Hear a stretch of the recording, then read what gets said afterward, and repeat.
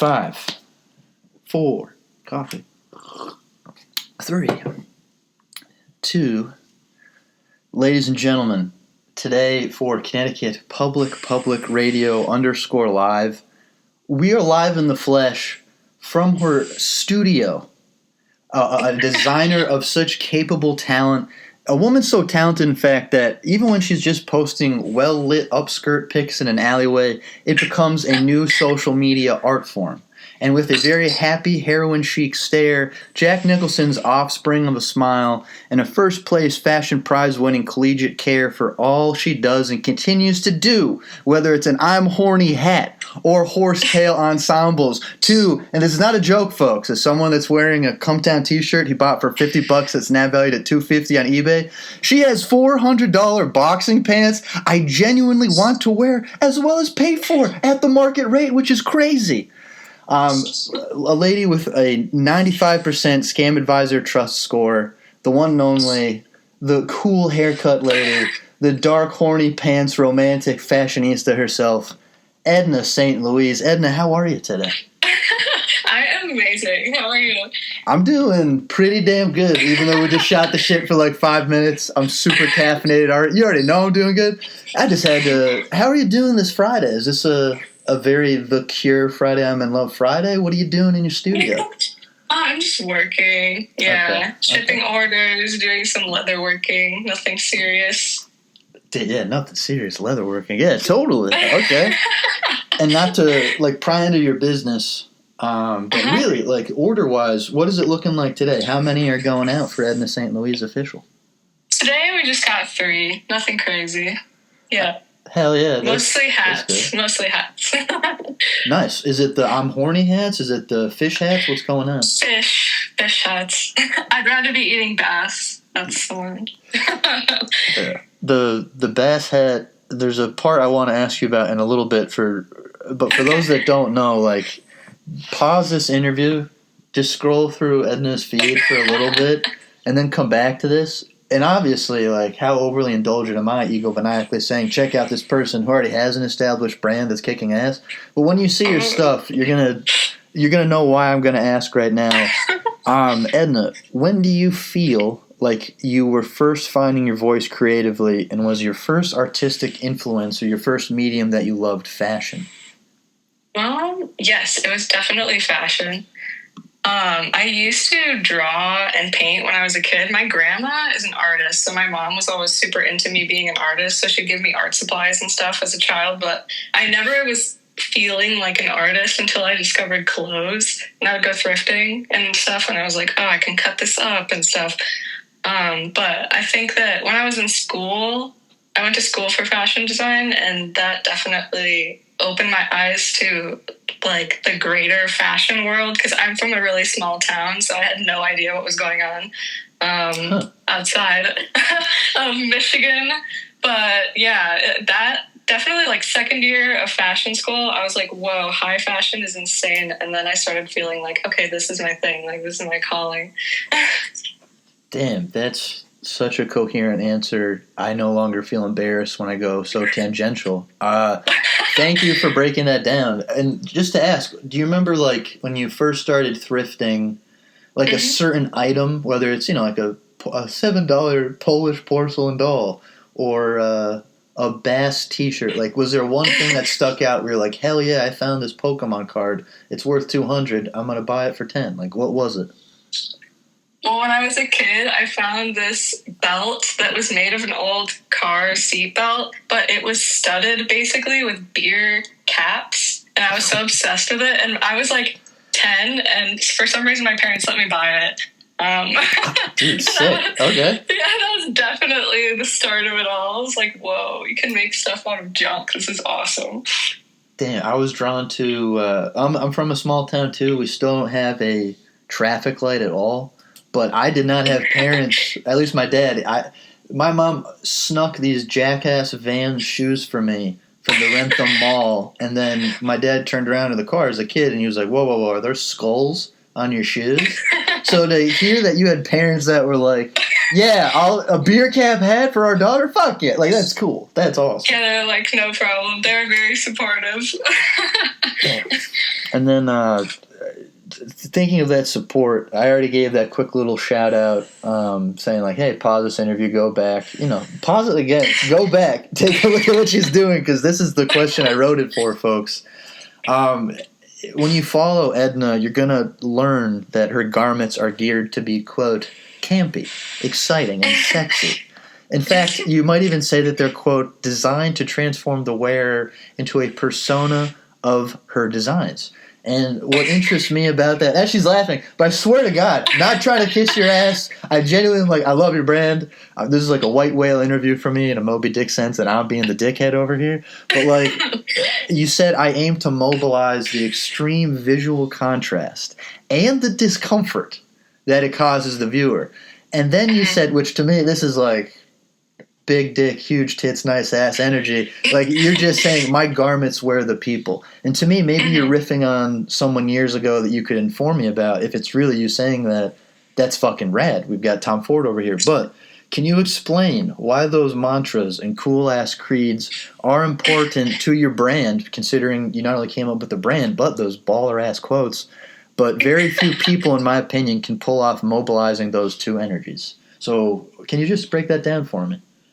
Sure. Well, I don't remember who exactly said it. I think it might have been Christian Dior, but he said that the best kind of dress doesn't wear the woman. The woman should be wearing the dress. But when I was young, I was really shy and I had a really hard time talking to people. And so I kind of found that by wearing something interesting, people were more likely to start conversations with me. So I found it to be a great tool to put on a persona of someone that I wanted to be instead of who I was. And I think that the way that I like to design is I like to give people a new persona or their own personality that they created, and they were like, yeah, I want to buy that. I want to be cowboy today. I want to eat ass. Maybe you don't, I don't know, but maybe you can pretend like you do. I don't know. It's like that's the fun of it for me.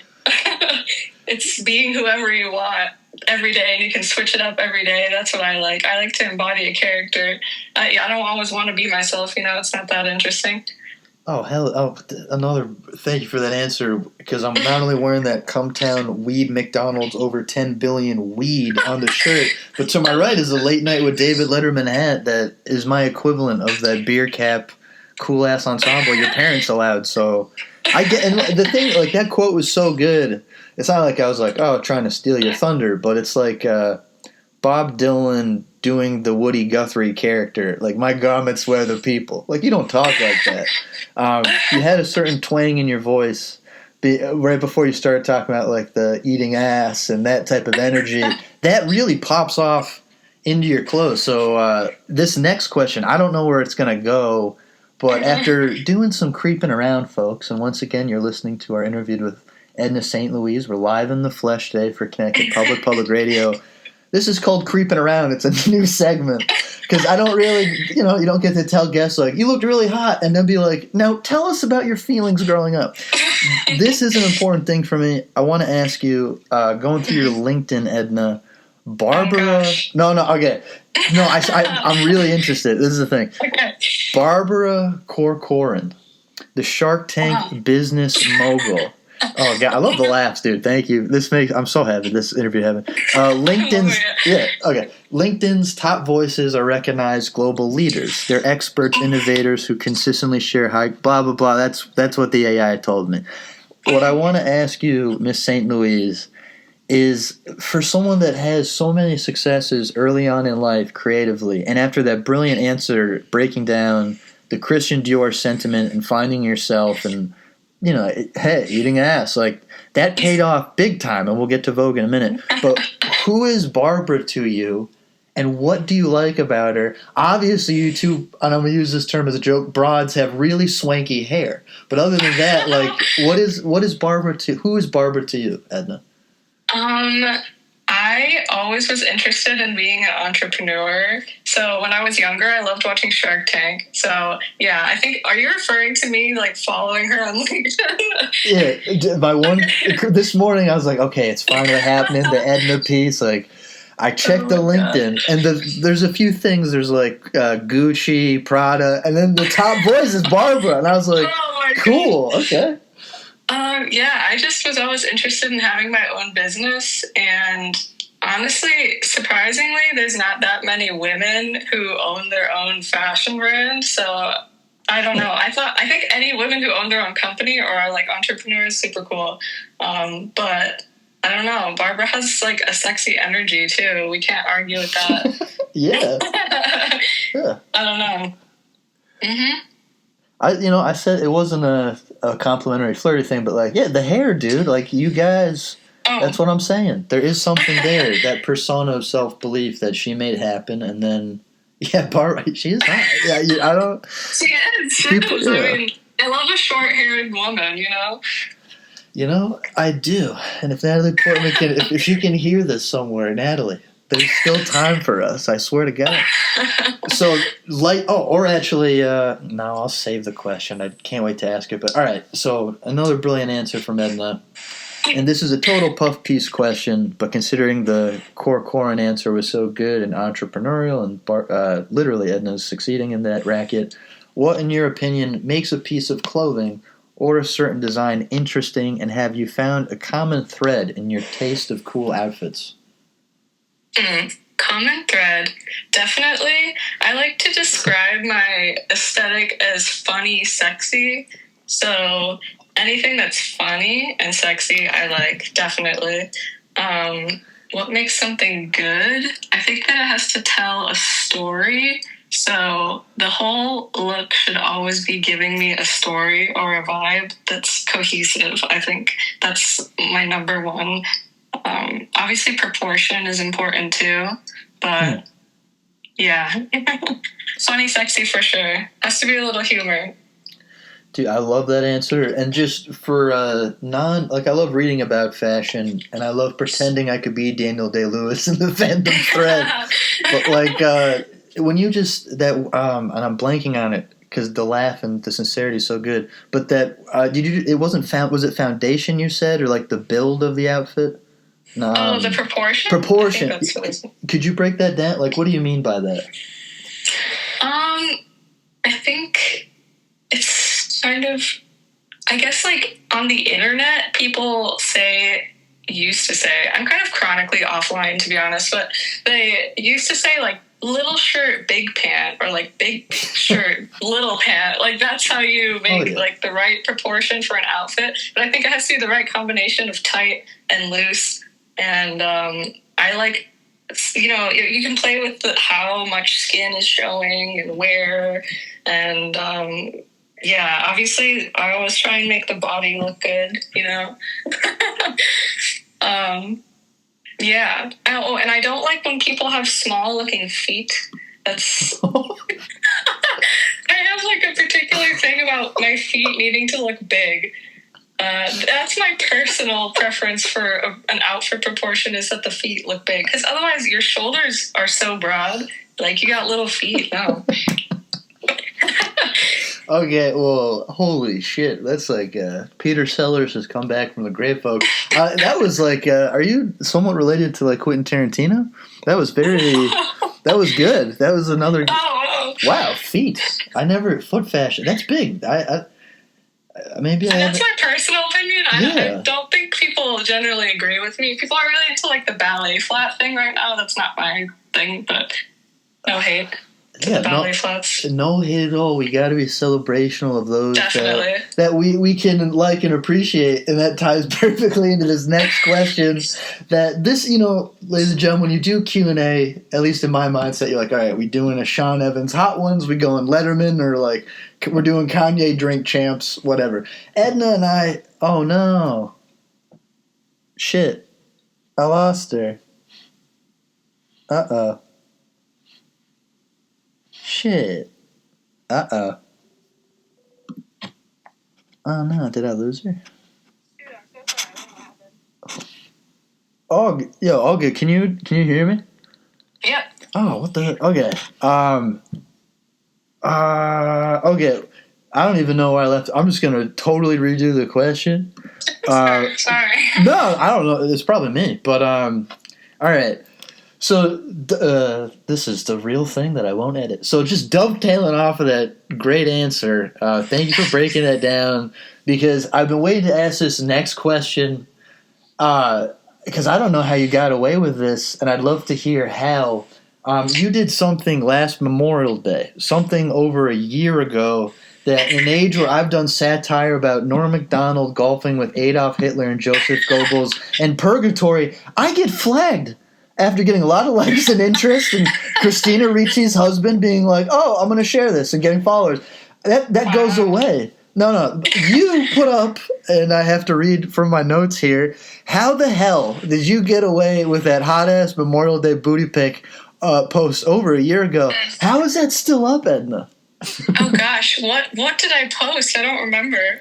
Memorial Day. It's like you're just chilling by a pool, and I was having fun on Memorial Day too with sunglasses, and I was like, hell yeah! And I'm scrolling, and then it's just like full on tan booty, and I'm like, it's the tan lines. Yeah, I remember.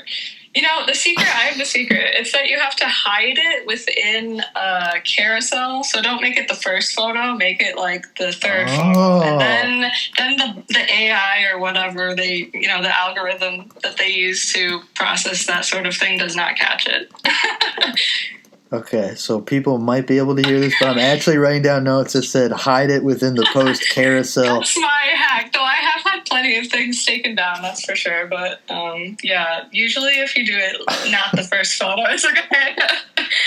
Damn, because thank you for, I keep saying it, but seriously, I have wondered how the hell she has had that photo up. And it's really tasteful too. Like, I know, like, funny and sexy, the charming element of your garments and also your persona, just knowing you now, like, it's there. And it just gives me a little bit of an inner confidence with my short guy, Paul Simon. I'm doing okay. And I'd like you to roast me in a little bit, but, like, it just boggles my mind. But I'm going to try something with this post carousel now. So thank you for that. Yes. Please do. Yeah, you're welcome. I can't wait to see it.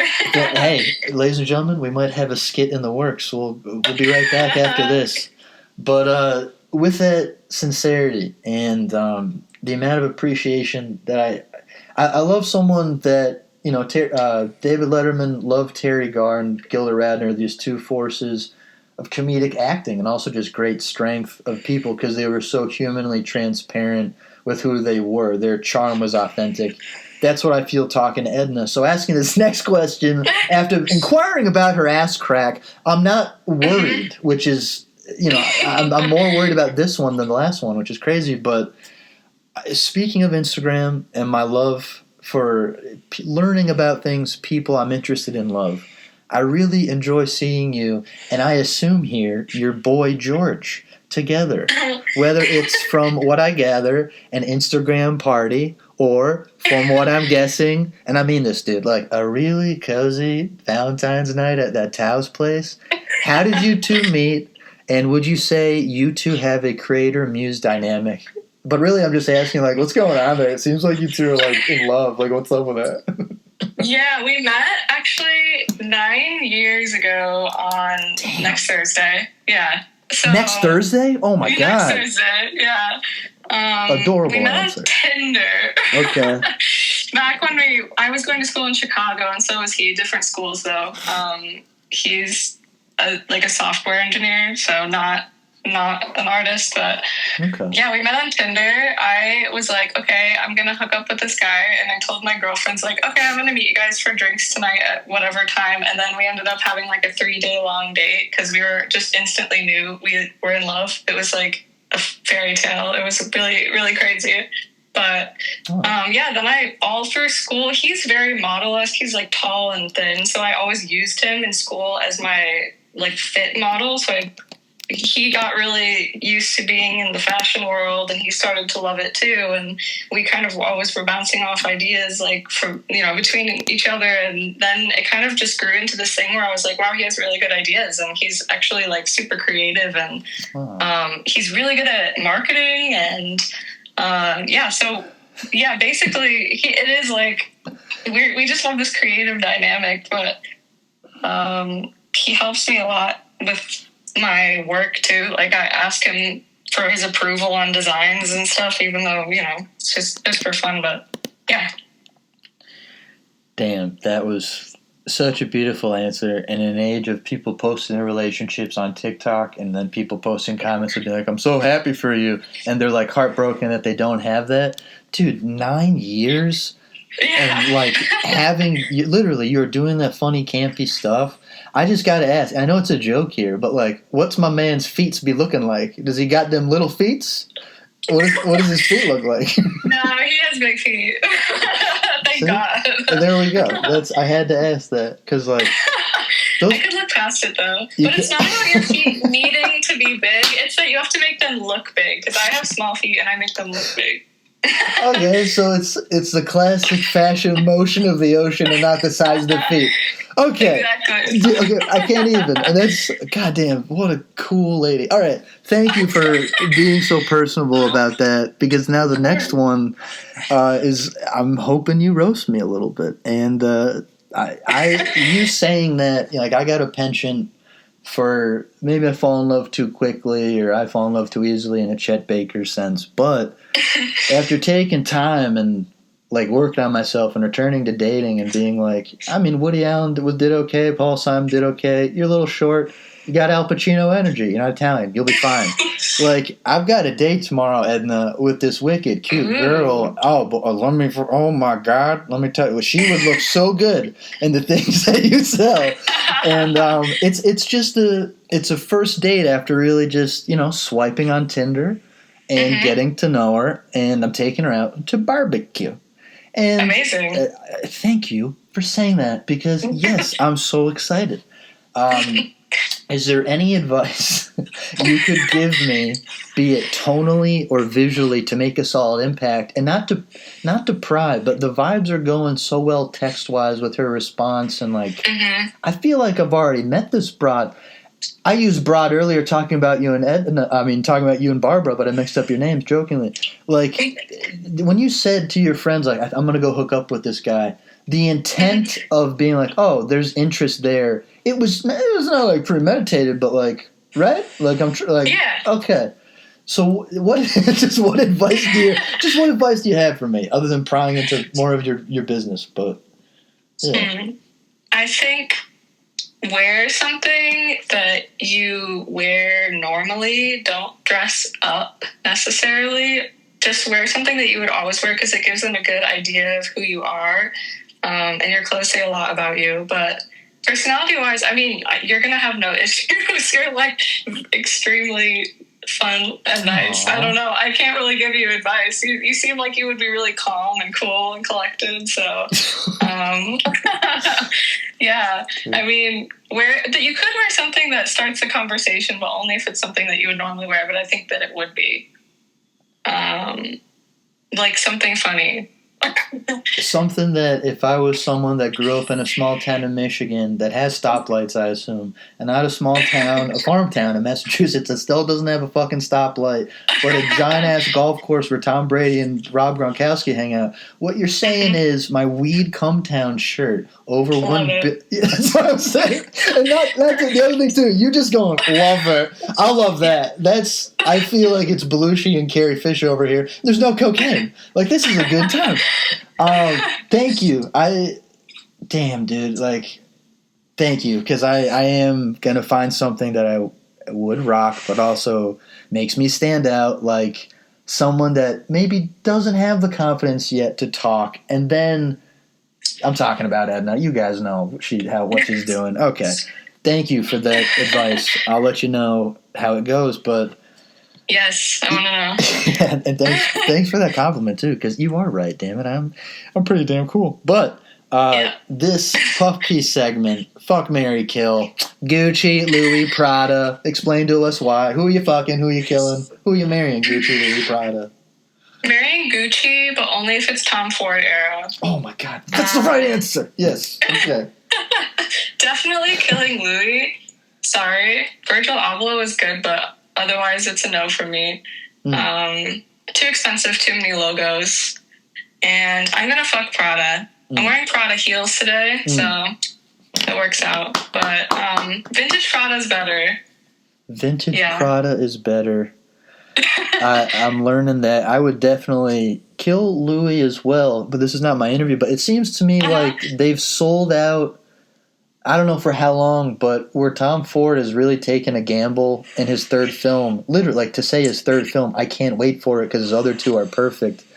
To me, Louis just, there's no brand authenticity there anymore. And with the controversy about, I think it's like making their products in China and the price that it actually is leaking a few months ago. Like, what is it about them that you're like, fuck it, dude? They're not Barbara Corcoran. Like, they're not authentic. I want to know. Like, I'm interested. I am not a fan of just brands that are built on, I don't even know what you would call that. Just their logo, their like little shtick. I like when they have something to say, and I don't think that Louis Vuitton is really saying anything. I mean, I don't know. I also don't. I make things expensive when they have to be expensive, but we try our best to make things like, not affordable, obviously, but we don't try and increase the prices too much. And I think that it's stupid when people do, because for what? It's just I don't know, it becomes this like exclusivity thing that I am not a fan of. So it really is kind of keeping that rock and roll energy and not having it turn into like what SNL is now, despite, there's a lot of talent there, but holy shit, like the whole cast is gone for this new season. Like, I know what you mean. Sure. See, like, yeah. I love making references to you, and it's just like, she'll get it. Okay. And that's the thing. I've said thank you for all these answers. This next one, I just discovered this quote today, and from somebody that started his career asking a question that I'll get to a little bit later about breakfast with this darling woman. I have to say this quote from my fellow 4chan, early 4chan, loving, darling, and horny nerd like myself, Doja Cat said about you and your work in Vogue, which, quote, the article says, and what about that tee she wore to the Marnie Fall 2022 show, which read, I'd rather be eating ass, quote, question mark. Doja Cat, the shirt rings true. I wouldn't wear something that says something I don't believe in, she says. Quote, everyone loves an iconic t-shirt, comma, and thank God for the designer Edna St. Louis. Follow-up quote, which if that doesn't make someone wet or dick hard, I don't know what does creatively. She made some cute little kettlebell earrings that I love, comma, and I'm for sure buying, quote, 5 or more of those t-shirts. Now, to me, I wrote this already, that fucking rules. And where I recorded earlier asking Edna, like, how did you sell today? Guys, this woman said 3, like it was no big deal. Doja Cat wants to buy 5 of her shirts, fellas and femalettes. So what I want to ask this person, what do you think Doja Cat and yourself have in common creatively besides showcasing your sexuality with pinpoint horny professionalism? And do you agree with her, quote, rings true comment regarding your I'd rather be eating ass shirt? Rings true for me, yes, I do agree. Nice. I think that we both are definitely a little freaky, and we're not afraid to be a little ugly. I think that's for sure something we have in common. Besides, as you stated much better than myself, obviously expressing sexuality. And, but we're the kind of girls who are going to wear 5-finger shoes. We're going to shave our head, like, for sure. Hell yeah. And that's why I love Tom Ford stuff so I'm a David Bowie loving Burroughs. Me too.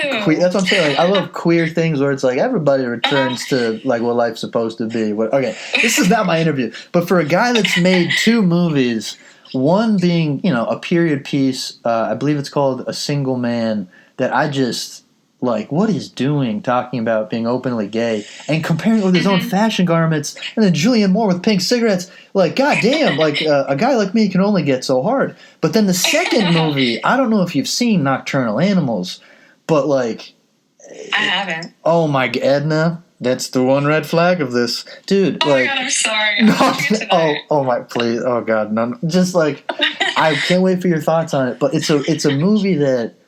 It expresses so much about, like, I'm not a woman, obviously, but female sexuality and perspective. He hits so many notes that no wonder he's 2 for 2 with his films. He has that consistency that you have with Doja of, like, hey, churning out a cool single, awesome. Or every year, we're going from halal, I'm not ever going to wear the halal thing unless they're doing some cool Warhol Darling thing, which I'd love to be a part of. But, like... You have such an authenticity that, I don't know, like, I discovered that quote this morning through your LinkedIn, and to have a LinkedIn that not only is like, yeah, I like Shark Tank growing up, getting that question, but then you're like, dude, I would rather be eating ass. And these 2 girls that shave their heads, like, yeah, dude, and I don't know, I talked about Bowie and Burroughs, and you're like, me too, and I'd love to talk about that. Like, I just had to throw that energy your way, because, like, that's such a baller quote. That's... Like, when I was 18, Asher Roth said to me, hey, man, that's a really great question, yeah, to the question I'm going to end with. And that's, just I wanted to, you know how cool that is. But, so, yeah, eating ass is awesome. Yeah, exactly. And then to make a joke, here I am once again. I'm torn into pieces, eating ass behind your gooch. I thought you were the one broken up deep inside. But you won't get to see this brown ass that I get to cry. Okay, so what's your favorite Kelly Clarkson song, considering you got to talk with her about your show and your clothing? Since You've Been Gone was always my favorite. But Behind These Hazel Eyes is amazing too, yes. Okay. Cool. Thank you for... I had to dovetail quickly getting out of that Doja thing. And then like, yeah, no, I like Kelly Clarkson.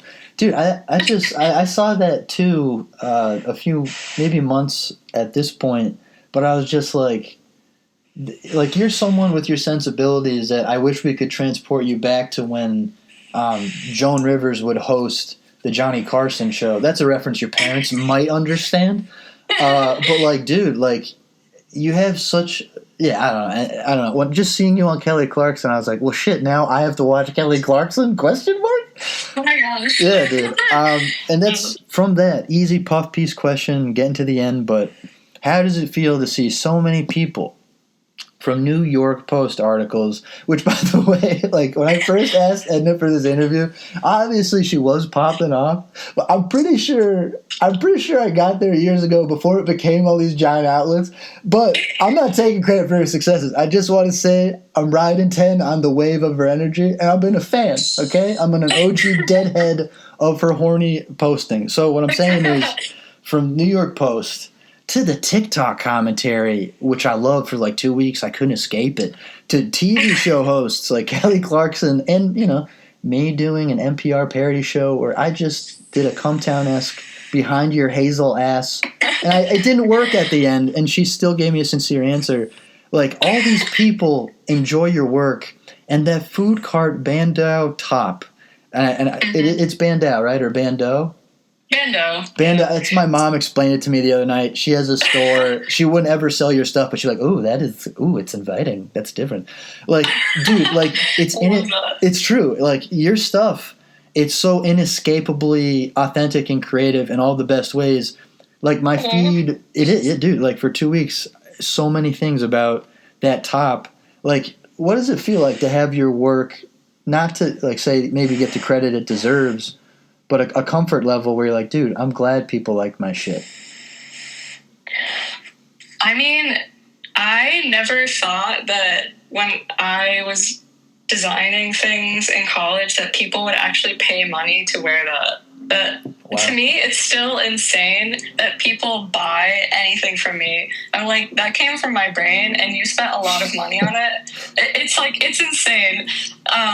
It feels like a total fantasy, and honestly the fact that any of these people have like any clue who I am in any context is like mind-blowing to me. I never saw that coming for me. Well, damn. Well, it's well deserved, and to be included in those people, thank you very much, right there. Just kidding. Yeah. No, yes, you too. You've been like so supportive of me for, I don't know, it's been a couple years.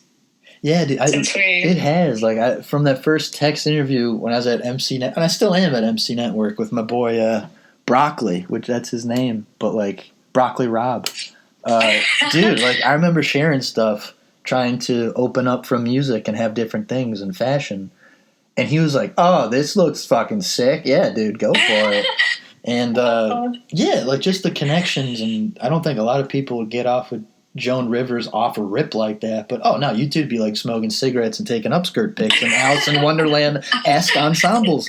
But I'm getting too excited because it's the end. It's a question that when I started this, 5 years ago, it came from a blog I started when I was 18, where I got to ask people like Asher Roth.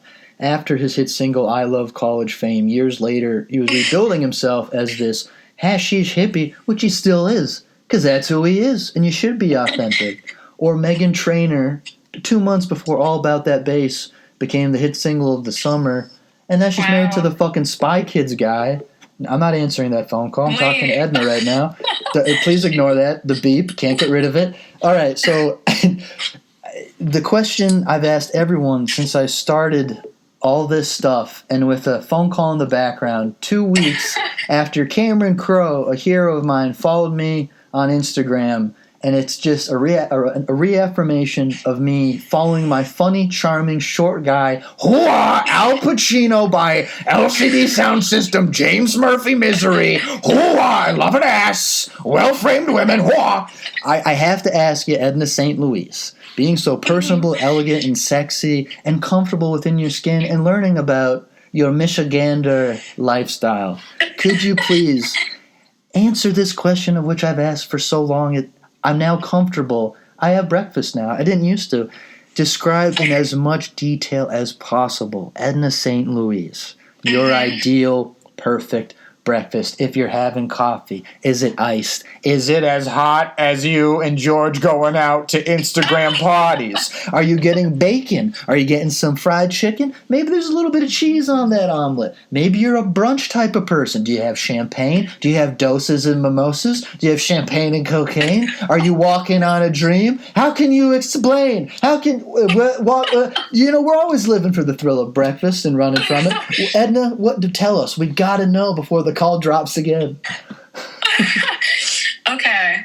Well, I do not like brunch, just saying. Get it. Get brunch's ass. Get it. I need to eat when I wake up. I'm hungry, and not having coffee until 1 messes up my bathroom schedule, and that's all I have to say about that. And definitely always black coffee. I love black coffee, but I do a pour over. No, none of the other shit. I want a pour over coffee, like Chemex or V60, and light roast. And then I think that I would have whole grain toast with French butter and over easy eggs and 2 sausage links and hash browns. Yeah. Whether it's the Chemex coffee poured over, the whole grain buttered toast, the sausage links. I'm not even a sausage person for breakfast. I like a little spicy sausage later in the day. I might get some spicy sausage for breakfast before my date tomorrow. Ladies and gentlemen, Edna St. Louis talking about hash browns, which I gotta say, what are these? What is the hash brown tasting like? I gotta give a little bit more detail. What do you like? A crisp hash brown? McDonald's hash brown? Yeah, I like when it's no. I need a pile of potatoes, but the top part is really crispy. They put it on a griddle or something. Okay, so it's that classic flip where it's one side nice crispy brown, but there is that kind of baked potato-y softness. Yes, and with ketchup. Oh, and I forgot grits. I love grits. Everyone thinks they're disgusting, but I love them. Me too. And whoever doesn't like grits, this interview wasn't for you. Fuck you. Ladies and gentlemen, get out of here. Get out of the road. We got 2 successful people, okay? Ladies and gentlemen, that was our interview with Edna St. Louis. This is a white whale piece for me. I can't wait to release this, and I'm going to ask now, would it be cool, not to steal your spotlight, but if we release it next Thursday for your 9-year anniversary with Georgie Boy, would that be cool? Aw, that is so sweet. Yes, of course. I'm writing that down, and I know I'm already mid sign-off, and I should have just stayed in character doing Q&A. But, dude, like, Edna St. Louis, ladies and gentlemen, thank you so much for talking about those Prada shoes in which you are wearing in your studio. Thank you for talking about the fact that we both have parents that love and care about us, but one obviously was scared of satanic, quote, satanic jackass shoes. And the other were like, hey, no, the bottle cap hat, that's what we want for our daughter. Because it's paid off in spades for our dynamic. Thank you so much for talking about Taos, how you met George, being so sincere, being like, I remember telling my girls, you know, like, I'm going to go hook up with this guy. And then giving us this Before Sunrise 1995 Kim Krzan and, Richie Linklater by way of Ethan Hawke and Julie Dempsey, Before Sunrise energy, talking about the 3-day stay where these two people fell in love. I have to say, thank you, number one, for being yourself, for making this interview happen. And even though, as you said, we both dropped the ball, thank you for picking that shit up, doing a Michael Jordan tongue-out reversal and a nice bob haircut, I'm going to go like 60s Anna Karenina, Jean-Luc Godard, Mia Wallace Tarantino style.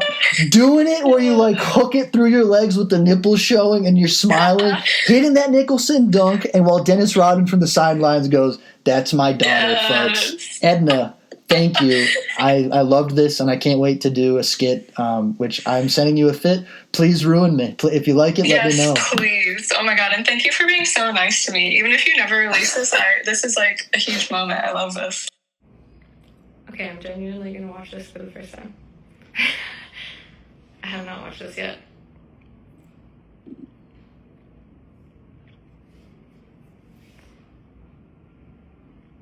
Okay. So first, just aesthetically, this is where I'm at, Like these vintage navy pajama pants. That's my gut.